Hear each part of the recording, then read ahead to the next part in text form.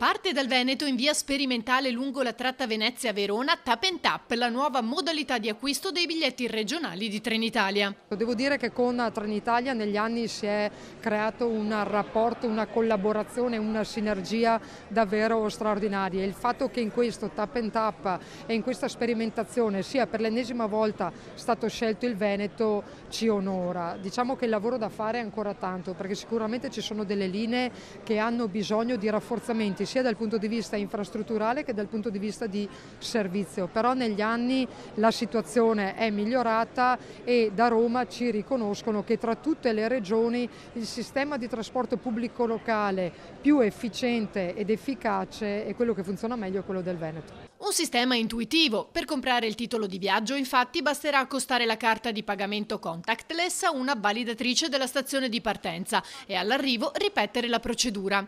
Nel caso di verifiche da parte del controllore a bordo treno, il passeggero dovrà semplicemente comunicare le ultime 4 cifre della carta per consentire di associare la presenza alla transazione attivata. Si potrà anche utilizzare il servizio tramite un dispositivo digitale, uno smartphone o lo smartwatch, e registrandosi nel sito di Trenitalia si potranno anche controllare le proprie transazioni.